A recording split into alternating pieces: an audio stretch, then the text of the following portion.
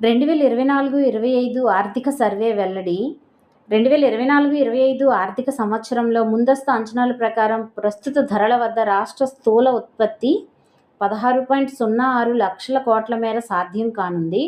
గత ఏడాదితో పోలిస్తే 12.94% వృద్ధి సాధ్యమవుతుంది. వ్యవసాయ, పారిశ్రామిక, సేవా రంగాల సమతుల పురోగతి ఇందుకు కారణం. వ్యవసాయ రంగం 5.19 లక్షల కోట్ల అదనపు స్థూల విలువను జోడిస్తుంది. సాగులో 15.86%, మత్స్య రంగంలో 16% వృద్ధి రేటు ఉంది.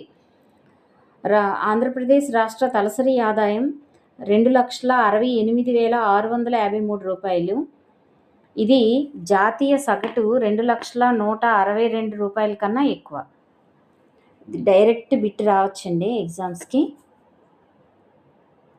రాష్ట్ర ఆర్థిక వృద్ధి 12.94%.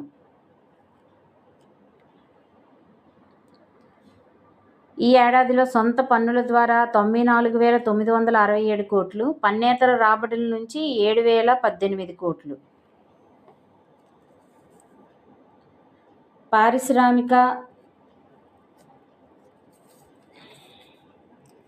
పారిశ్రామిక రంగం 3.41 లక్షల కోట్ల వృద్ధి అదనపు విలువ జోడిస్తూ 6.71% వృద్ధి కనబరుస్తుంది. తయారీ రంగంలో 6.57%, నిర్మాణ రంగంలో 10.47%. ధరలు స్థిరంగా, వేతనాలు మెరుగ్గా.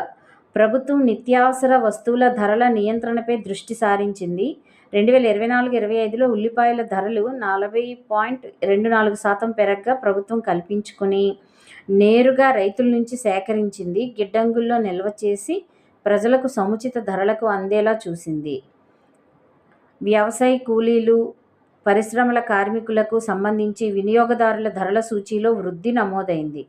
పరిశ్రమల కార్మికుల సూచీ 4.89% పెరగ్గా, వ్యవసాయ కూలీలకు సంబంధించి 5.93% వృద్ధి చెందింది. ఇటువంటి బిట్స్ ఏంటంటే ఎగ్జాక్ట్గా అలా ఒక 5 to 10 టైమ్స్ చదివితే ఆ ఫిగర్ అనేది గుర్తుంటుంది.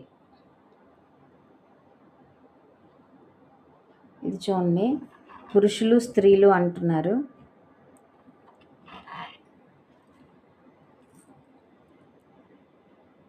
వ్యవసాయ కార్మికుల పురుషులు సగటు వేతనం 561 రూపాయలతో ఉంది. అదే స్త్రీల వేతనం అయితే 398 రూపాయలు. చర్మకారుల వేతనాలు